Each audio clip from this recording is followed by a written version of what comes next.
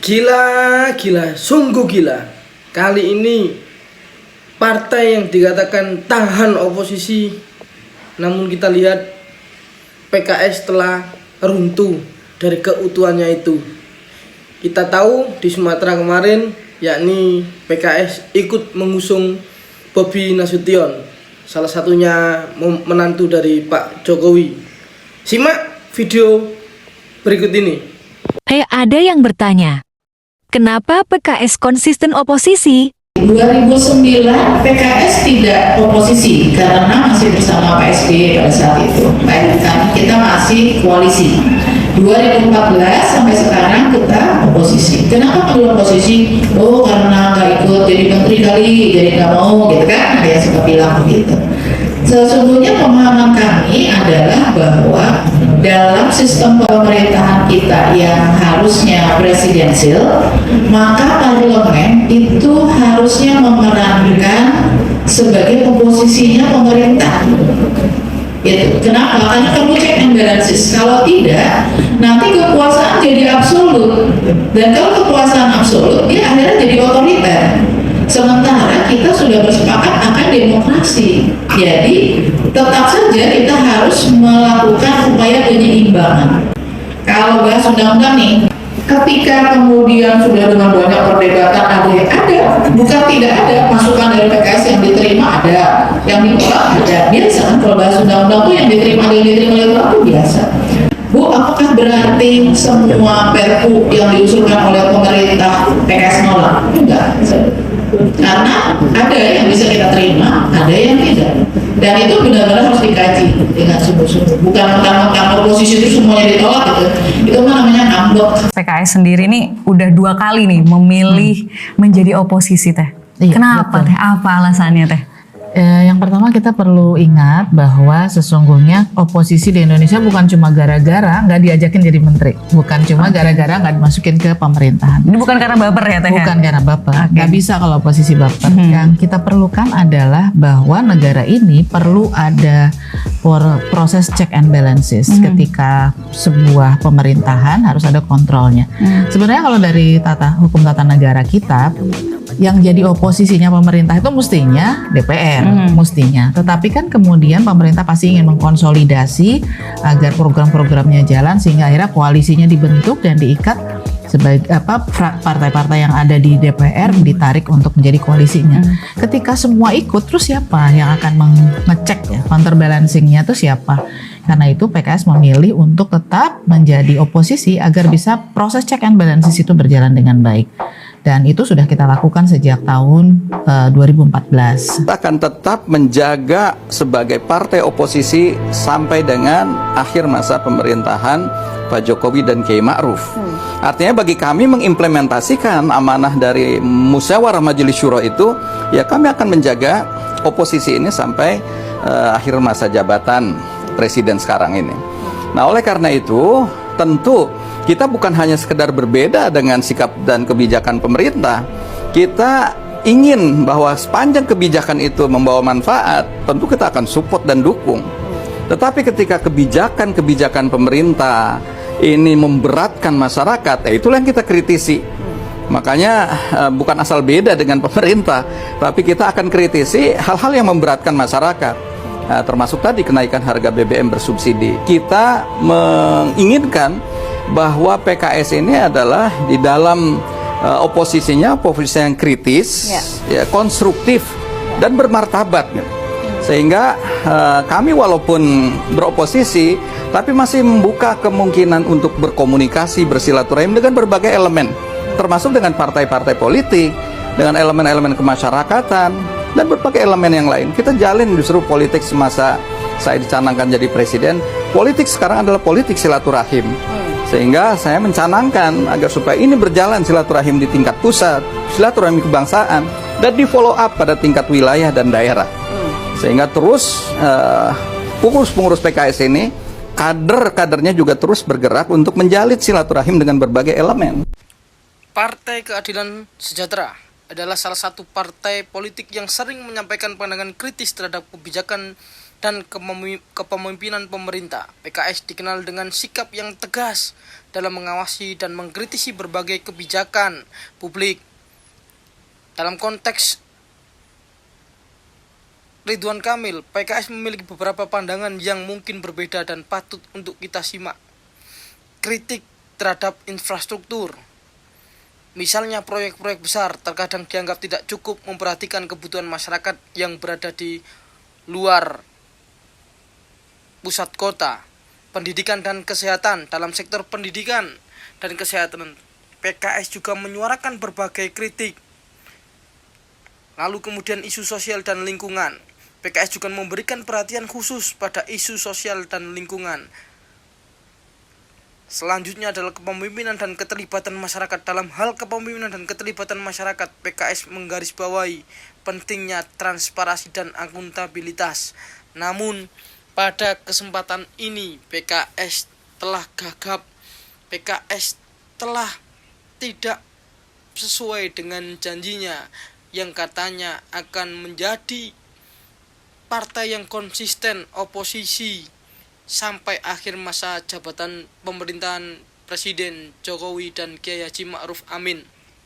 Namun kali ini kita lihat semua, beberapa minggu kemarin PKS telah menjatuhkan rekomendasi di Sumatera untuk menantu Presiden Jokowi, yakni Bobi Nasution.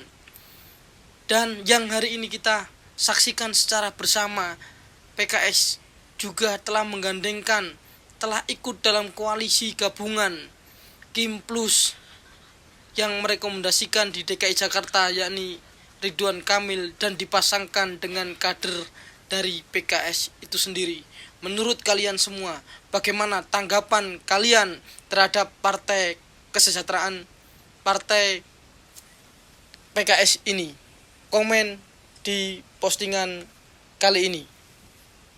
Tahun 2024 serta siap memenangkan pasangan Ridwan Kamil Suswono menjadi gubernur dan wakil gubernur daerah khusus Jakarta periode 2024-2029. Demikian surat dukungan ini kami buat. Atas pernyataan dan kerjasamanya kami mengucapkan terima kasih. Jakarta, 19 Agustus 2024. Sekretaris Jenderal Partai Gerindra, Sekretaris Jenderal Partai Golkar, Sekretaris Jenderal Partai Keadilan Sejahtera, Sekretaris Jenderal Partai Nasdem, Sekretaris Jenderal Partai Kebangkitan Bangsa, Sekretaris Jenderal Partai Solidaritas Indonesia, Sekretaris Jenderal Partai Demokrat, Sekretaris Jenderal Partai Amanat Nasional, PLT, Sekretaris Jenderal Partai Garuda, Sekretaris Jenderal Partai Gelora, Sekretaris Jenderal Partai Perindo, dan Sekretaris Jenderal Partai Persatuan Pembangunan. Yang kami hormati, kami banggakan Wakil Presiden terpilih 2024-2029 Mas Gibran Raka Buming Raka, terima kasih. Yang kami hormati Sohibul Bait, Sohibul Hajat yang mewakili semangat rekonsiliasi ini, Bapak Sekjen DPP Partai Gerindra, Bapak Haji Ahmad Muzani, beserta jajaran dari kepanitiaan. Ini sangat istimewa, calon gubernurnya dari Partai Golkar, calon wakil gubernur dari Partai PKS, penyelenggara yang mensukseskannya dari Partai Gerindra. Jadi kami pengantennya, KUA-nya adalah Partai Gerindra. Yang kami hormati Presiden Partai PKS, Al-Ustadz Ahmad Saiku, yang saya hormati, saya banggakan, beserta seluruh jajaran. Sekjen Partai Golkar, rumah saya yang kami sangat cintai. Mohon izin besok kami akan munas untuk memilih ketua umum baru, mudah-mudahan dilancarkan. Ya. Yang kami hormati Sekjen Partai PKB, Mas Hasanuddin Wahid. Salam hormat ke Caimin, izin nanti menghadap. Yang saya hormati tadi hadir Pak Sekjen Partai Nasdem, Pak Hermawi Taslim, beserta jajaran Sekjen Partai Demokrat, Haji Teguh Rifki Harsha, juga tadi Pak Sekjen PKS Habib Abu Bakar, sahabat saya, Pak Edi yang sudah tunai janjinya, 2 kali pilkada tidak mendukung, akhirnya mendukung sebagai Sekjen Partai PAN, juga Sekjen Partai P3 Pak Muhammad Armawi Tomafi, atur nuhun, Ibu Isyana Bagus Oka mewakili dari pimpinan PSI, sahabat saya, guru saya Bang Fahri Hamzah, Wakil Ketua Umum Gelora beserta jajaran, ya. Dari Perindo tadi Pak Ahmad Rafiq, terima kasih sudah hadir kemarin menyampaikan juga dukungan, dan juga PLT Sekjen Partai Garuda Pak Ihsan Johari, dan tentu yang amat saya hormati orang tua saya, guru saya di sebelah saya, tepuk tangan untuk Al Ustadz Suswono. Sudah ditunjukkan oleh orang tua kita, Bapak Jokowi, Bapak Prabowo, menunjukkan kepada seluruh warga Indonesia bahwa setelah kontestasi datanglah rekonsiliasi. Nah, di skala wilayah inilah yang ingin kita tunjukkan. 12 dari partai politik ini menunjukkan semangat yang sama. Ada 3 hal yang sedang dan akan berproses. Negosiasi administrasi politik sedang kita lakukan. Tahap keduanya adalah kontestasi politik. Kami akan menyampaikan gagasan-gagasan dan berharap warga Jakarta bisa menerima gagasan apa itu Jakarta baru dan apa itu Jakarta maju selama 5 tahun ke depan. Saya juga secara akal sehat mengatakan semua gubernur-gubernur terdahulu sudah melakukan kerja-kerja yang baik. Kami berkomitmen melanjutkan prestasi hal baik yang sudah dilakukan oleh Pak Heru sebagai PJ, oleh Pak Anies sebagai gubernur terdahulu, oleh Pak Jarod, Pak Ahok, Pak Jokowi, semua punya jejak prestasi kebaikan. Jika hal itu baik, kami akan lanjutkan dan pertahankan. Jika masih kurang, kami akan sempurnakan. Kenapa kami sangat bahagia ada Mas Gibran di sini?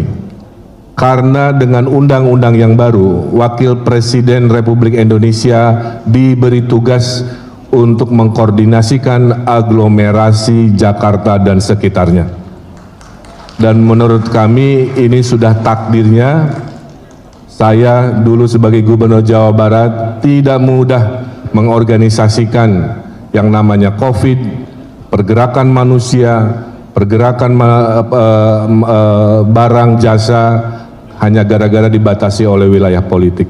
Nah, mudah-mudahan dengan Undang-Undang DKJ, Daerah Khusus Jakarta, kita semua tentunya akan melahirkan sebuah kemajuan yang kita banggakan, disupervisi oleh Wakil Presiden kita.